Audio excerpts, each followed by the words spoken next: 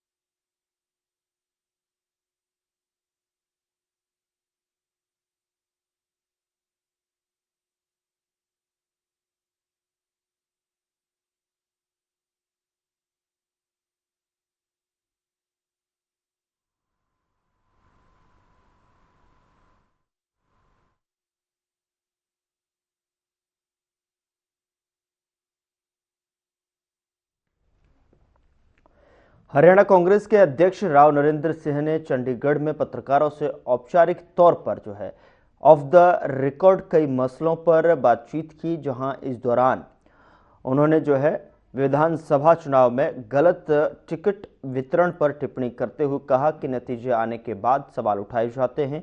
उन्होंने चुनाव में वोट चोरी पर कहा कि चुनाव के दौरान हरियाणा में लोकतंत्र का चीरहरण हुआ है और बिहार में भी चुनाव आयोग के निष्पक्ष न होने के चलते महागठबंधन की सरकार नहीं बन पाई।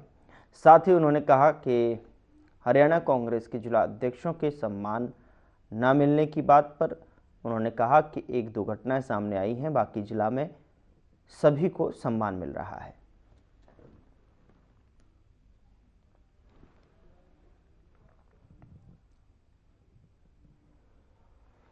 पूर्व मंत्री कैप्टन सिंह यादव ने हरियाणा में चल रही डॉक्टर की अनिश्चितकालीन हड़ताल और सरकार के जारी किए आदेशों पर बयान देते हुए कहा कि सरकार की ओर से की जा रही डायरेक्ट भर्ती गलत है। सरकार को लंबे समय से कार्यरत डॉक्टर को ही एसएमओ बनाना चाहिए।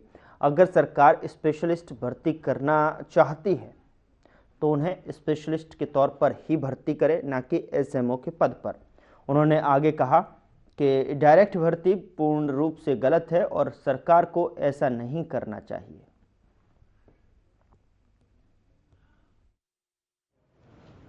देखिए, ये 3 मुद्दे हैं जिन मुद्दों को लेकर आज हम लोगों ने आज मीटिंग बुलाई थी। एक तो मुद्दा है 14 दिसंबर का, जिसमें वोट चोरी को लेके जो है राहुल गांधी जी और मल्लिकार्जुन खड़गे जी ने तालमेला मैदान में एक जबरदस्त रैली का आयोजन किया जा रहा है। तो उसके आह्वान के लिए हम लोगों ने लोगों को आज विनती करी है कि वो ज़्यादा ज़्यादा पहुँचे, क्योंकि आज संविधान खतरे में है। आज जितनी भी संवैधानिक संस्थाएं हैं, चाहे वो शिक्षा की हो, चाहे वो अपना इलेक्शन कमीशन हो, चाहे ह्यूमन राइट कमीशन हो, चाहे महिला आयोग हो, आज सबको नष्ट किया जा रहा है। और जिस तरीके से ईवीएम मशीन का दुरुपयोग किया जा रहा है और जिस तरीके से वोट चोरी की जा रही है, 22 बार एक महिला की 20 जगह वोट डालती है एक वही महिला, और उसकी फोटो बाकायदा दिखाई गई है। और इलेक्शन कमीशन इसको जवाब देना चाहिए, उसका जवाब बीजेपी वाले दे रहे हैं। तो ये मिली भगत है इलेक्शन कमीशन की। और ज्ञानेश्वर कुमार जो हैं वो पूर्ण रूप से दोषी हैं। और इन्होंने एक रूल पास करवा लिया कि आप इलेक्शन कमीशन के खिलाफ कार्रवाई नहीं कर सकते। पूर्व केंद्रीय मंत्री चौधरी बीरेंद्र सिंह आज रेवाड़ी पहुंचे, जहां उन्होंने पत्रकारों से बातचीत करते हुए कहा कि जसपा ने भाजपा के साथ सरकार बनाकर लूट की थी, लेकिन अब जनता जसपा की नीयत को समझ चुकी है। अभी जो घोटाले सामने आ रहे हैं वो भी सभी जो है उसी समय के हैं। बता दें कि चौधरी बीरेंद्र सिंह के बेटे ब्रजेंद्र सिंह प्रदेश में पैदल सद्भाव यात्रा निकाल रहे हैं। वो यात्रा 18 से 21 दिसंबर को रेवाड़ी और बावल हल्के रहेगी। इस यात्रा की रूपरेखा तैयार करने और 14 तारीख को दिल्ली में कांग्रेस की रैली को लेकर चौधरी बीरेंद्र सिंह पूर्व मंत्री कप्तान अजय सिंह यादव के निवास स्थान पर पहुंचे, जहां पूर्व मंत्री कप्तान अजय सिंह यादव और चौधरी बीरेंद्र सिंह ने कार्यकर्ताओं के साथ बैठक की।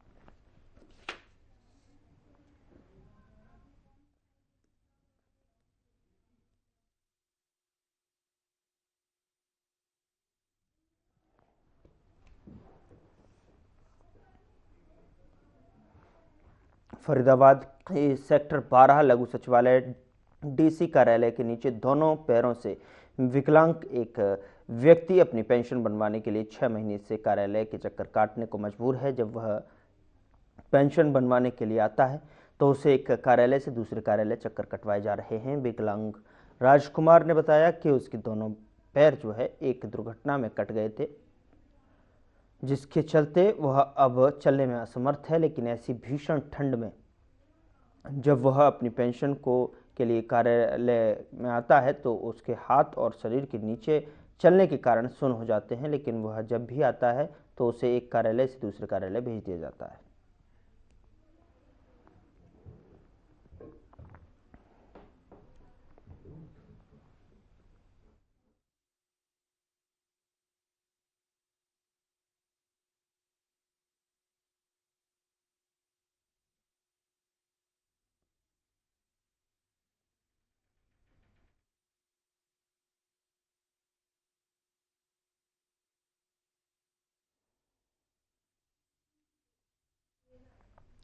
सरकार ने ऐसे लोगों के लिए रैन बसेरों का निर्माण करवाया है जो लोग बगैर किसी खर्च के इन रैन बसेरे में आकर रुक सकते हैं। अनेक मर्तबा देखने में आया है कि यात्री या अन्य लोग किसी मजबूरी में रुकना चाहते हैं तो ऐसे में उन लोगों के लिए रैन बसेरे वरदान साबित हो रहे हैं। नारनौल नगर परिषद द्वारा 2 रैन बसेरे बनाए गए हैं। इनमें यात्रियों के रुकने की पूरी व्यवस्था की गई है, चाहे वह सर्दी में गर्म रजाई और नहाने के लिए गर्म पानी हो। यह सुविधा सरकार की तरफ से निःशुल्क दी जा रही है। इन रैन बसेरों में रुकने वाले लोगों से बातचीत की इन लोगों का कहना है कि यहाँ रुकने के लिए व्यवस्थाएं काफ़ी अच्छी हैं। सोने के लिए पलंग, गर्म रजाई और पानी की व्यवस्था की गई है। रैन बसेरे में गद्दे हैं, रजाई हैं, तकिए वगैरह हैं, चादर वगैरह हैं जी, पूरी व्यवस्था है। यहाँ 15 बेड हैं, डबल बेड हैं, 30 आदमी भी रुकने की व्यवस्था है। जिसमें 20 से 22 आदमी रुक सकते हैं और उसके बाद 8-9 महिलाओं के लिए बेड हैं। तो महिलाओं के लिए अलग से बना हुआ है? अलग से रूम बना हुआ है जी। महिलाओं के लिए बढ़िया नहाने धोने की सुविधा है, नीचे लेटरिन बाथरूम भी है, सब अच्छी सुविधा है।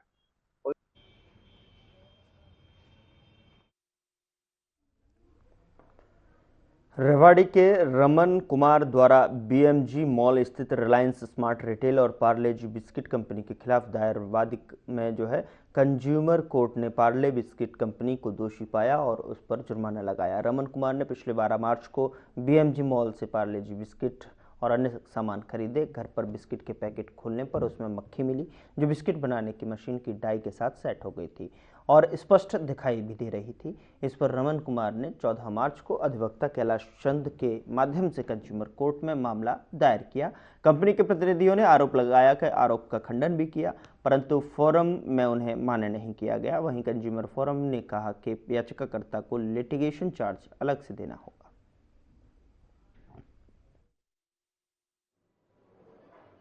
सर, ये मैंने पार्ले जी कंपनी है उसके बिस्कुट खरीदे थे रिलायंस से और उनको घर लेके गया था। तो पार्ले जी बचपन से हम भी खाते आ रहे हैं जी, बच्चे भी खा रहे हैं। तो पार्ले जी कंपनी का बिस्कुट था, उसका पैकेट जैसे हमने खोला, फैमिली के साथ खा रहा था, तो खाते खाते बीच में एक बिस्कुट में मक्खी पीसी हुई जो उनकी बनाने के टाइम पे ही प्रोडक्शन टाइम की ही उसमें थी, उसकी फ़ोटो भी मैं वकील साहब को और कोर्ट में पेश किया, तो वो दिखाई दी। तो वो देखते ही वाइफ थी, उन्होंने देखा, क्योंकि थोड़ी धार्मिक प्रवृत्ति की है तो शाकाहारी है हमारा परिवार, तो उनको उल्टी आनी स्टार्ट हुई, बच्चे भी मक्खी मक्खी करके, तो वो बड़ा गिल्ट फील हुआ हमें कि भाई कुछ मरी हुई चीज़ शायद हम पहले नहीं खा गए हों, क्योंकि बिना देखे हुए खाते थे, पैक्ड प्रोडक्ट था। रिप्लाई नहीं आया, तो फिर मैंने अपने कैलाश चंद एडवोकेट जी हैं, अधिवक्ता जी, सामाजिक कार्यों में थोड़ा सोशल पे भी जनता की आवाज़ उठाते हैं, तो उनसे कॉन्टैक्ट किया। तो फिर जाके हमने कंज्यूमर कोर्ट में सर केस फाइल किया। तो उसके बाद लड़ाई चली सर, उनके वकील भी आए, तो वहाँ पे उन्होंने दलीलें भी दी, काफ़ी इलॉजिकल दलीलें थी, लेकिन उसके बाद सर कोर्ट ने हमारे हक में, और एक बड़ी कंपनी पे देखिएगा, चलिए सेटिस्फैक्शन डिससेटिस्फैक्शन अलग बात है, लेकिन एक बड़ी कंपनी को खामी थी जो उसके लिए जिम्मेवार पाया और उन पे जुर्माना लगाया।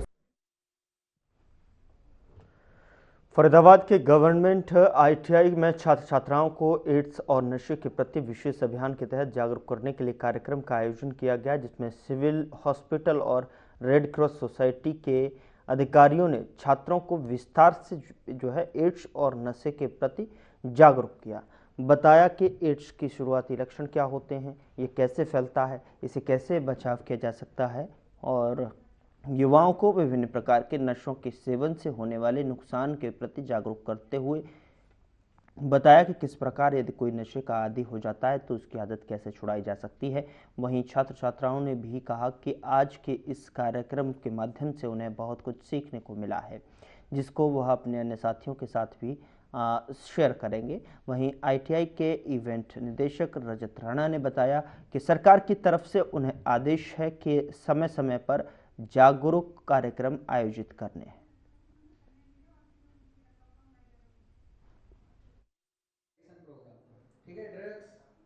नमस्कार सर, मैं BK हॉस्पिटल से अनीता, OST काउंसलर। मैं इसी डिपार्टमेंट में लगभग 13 साल से कार्यरत हूँ। आज यहाँ पर हमें ITI ने मौका दिया है कि हम जो छात्र हैं उनके बीच में जागरूकता फैलाए HIV एड्स की, और जो ड्रग एब्यूज़ है जो हमारे अब दिन प्रतिदिन बहुत ही ज़्यादा एक गंभीर समस्या बनती जा रही है, जो जितने भी यूथ हैं, तो हमने इसके लिए हम इनको जागरूकता फैलाने के लिए आए हैं। और Haryana state AIDS control society ने एक RRC क्लब बनाया है, रेड रिबन क्लब, जिसके तहत हम सभी कॉलेजेस में जाके उनमें जागरूकता फैलाते हैं HIV एड्स के रिगार्डिंग। आज एक तो हम इनका कंपटीशन करवाया हमने, स्लोगन राइटिंग और पोस्टर मेकिंग। इसी हमारा टॉपिक यही रहेगा, HIV एड्स अवेयरनेस और ड्रग एब्यूज। और बच्चों को हम इनकी जितनी भी कुछ भी बच्चों की मिसकंसेप्शन है, और इनको हम बिल्कुल सही सटीक नॉलेज दें HIV एड्स की, और कैसे ड्रग कैसे समाज को धीरे धीरे खत्म कर रहा है, और ये बच्चे उस तरफ पहला कदम ही ना बढ़ाएं, इसके लिए हम अवेयरनेस करने के लिए।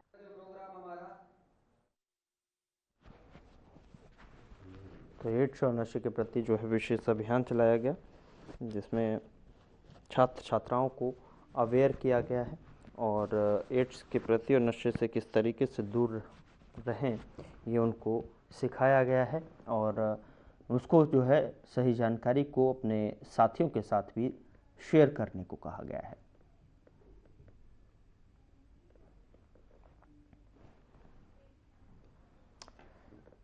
तो एड्स और नशे के प्रति विशेष अभियान के माध्यम से जो है यहाँ अभियान चलाया गया, और विशेष अभियान के माध्यम से छात्र छात्राओं को जागरूक करने के लिए ये वर्ल्ड एड्स डे पर कहीं ना कहीं अधिकारियों के साथ मिलकर छात्रों को ये जानकारी दी गई, और इसके किस तरीके से ये फैलता है, किस तरीके से इसके बचाव हैं, और क्या क्या फिर इस बचाव में करना चाहिए, वो सारी जानकारी जो है छात्र छात्राओं को इस अभियान के माध्यम से दी जा रही है। और साथ ही नशे को लेकर भी प्रभावी तौर पर छात्र छात्राओं को जागरूक किया जा रहा है। नशे से किस तरीके से बच सकते हैं, नशे से किस तरीके से दूर रहा जा सकता है, ये जानकारी जो है यहाँ छात्र छात्राओं को विशेष आयोजन के माध्यम से, विशेष अभियान के माध्यम से जो है शेयर की गई है।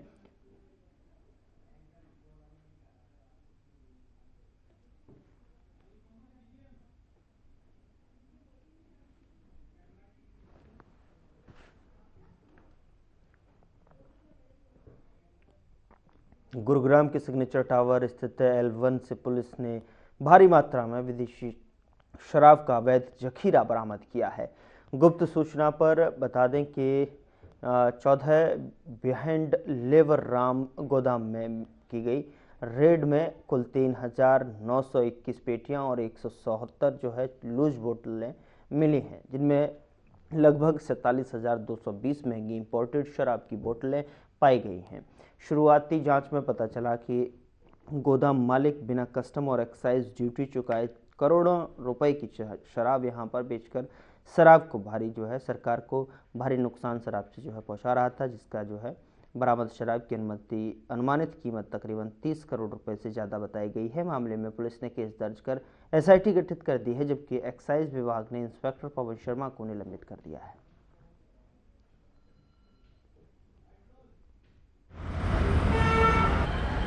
इस संबंध में एक्साइज डिपार्टमेंट की तरफ से कंप्लेंट पुलिस स्टेशन सेक्टर 40 को दी गई है, जिसमें एक्साइज डिपार्टमेंट के जो सीनियर ऑफिशियल्स थे उन्होंने एक टीम गठित की और एक जो लिकर वेंड है द ठेका नाम से, उसमें इंस्पेक्शन की और जिसमें उन्होंने अपनी शिकायत में हमें बताया कि भारी मात्रा में जो फॉरेन जो लिकर है उसकी केसेस मिले हैं। अबाउट 3,921 केसेस ये मिले हैं और कुछ 176 के करीब लूज बोटल्स मिली हैं, जो विदाउट होलोग्राम और without any track and trace जो साइंस हैं स्ट्रिप्स थी उसके थी वो। तो सूचना जैसे ही मिली है तुरंत पुलिस कार्रवाई करते हुए हमने इसमें FIR number 407 under section 61 Punjab excise act 1914 with Haryana amendment bill 2022 और 318 सब सेक्शन 4 BNS में हमने ये मुकदमा दर्ज किया है और मुकदमे में एक SIT का गठन किया है सीनियर ऑफिसर्स द्वारा। मैं उस SIT को हेड करूंगा और मेरे साथ जिसमें क्राइम यूनिट्स और जो हमारी जो थाना की टीम है वो इसमें काम करेंगी। जो भी इसमें दोषी होगा उसके खिलाफ सख्त से सख्त कार्रवाई की जाएगी। देखो सर, इस तरह की दारू समय समय पर पकड़ी जाती रही है, कभी 100 पेटी, कभी 200 पेटी, कभी 50 पेटी, कभी 200 बोतलें, कभी 150 बोतलें अलग अलग दुकानों पर पकड़ी जाती रहती हैं। बट ये आई एम वेरी सरप्राइज कि कल 4,000 के आसपास पेटियां एक ही दुकान से बरामद हुई हैं। तो ये बहुत बड़ी बात है, हरियाणा में आज तक कभी ऐसा नहीं हुआ है और बहुत बड़े हौसले हैं एक्साइज डिपार्टमेंट की। बिल्कुल टोटल फेलियर है ये। देखो सर, इसमें लापरवाही 2 एंड पे है। एक एंड पे तो कस्टम डिपार्टमेंट से है कि कस्टम डिपार्टमेंट जब दारू एक बॉन्ड से दूसरे बॉन्ड में निकाल रहा है तो वो ट्रेस क्यों नहीं कर रहा है कि वो वहां पहुंची है या नहीं पहुंची है। दूसरा, वो किस स्टेट के अंदर ये दारू जा रही है, उस स्टेट की एक्साइज पेड का कोई परमिट है या नहीं है उनके पास, ये भी पता होना चाहिए कस्टम डिपार्टमेंट। दूसरा, किसी भी बॉन्ड से अगर वो दारू निकलती है तो L34 एक्साइज डिपार्टमेंट इश्यू करता है। तो यहाँ तो पूरा नेग्लिजेंसी है। बिना एक्साइज डिपार्टमेंट के L34 एक रास्ते का परमिट होता है जो एक्साइज डिपार्टमेंट गुड़गांव इशू करता है, गुड़गांव के अंदर जितने भी कस्टम ओन है उनको। तो बिना L34 के इन्होंने गाड़ी मूवमेंट कैसे कर दिया। और मैं तो एक्साइज डिपार्टमेंट का फेलियर इसलिए मानता हूं कि 4,000 की संख्या में पेटियां 4,000 की संख्या में पेटियां एक दुकान से बरामद होना। सर, ऐसी तो 200 दुकानें हैं गुड़गांव के अंदर, तो फिर तो सारा नकली माल बिक रहा है यहाँ पे। और मुस्तैद इसलिए मानता हूं कि उन्होंने इतनी बड़ी रेड मारी और इतना ज्यादा नकली शराब पकड़ा, इसके लिए वो बधाई के पात्र हैं।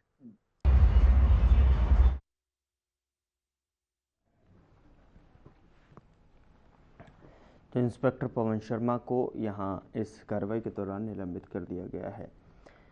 30 करोड़ की विदेशी शराब बताई जा रही है, जिसकी अनुमानित कीमत तकरीबन 30 करोड़ बताई जा रही है, जहां पर जो है ये बड़े फर्जीवाड़े का एक खुलासा करते हुए एक्साइज विभाग ने इंस्पेक्टर पवन शर्मा को भी निलंबित कर दिया है।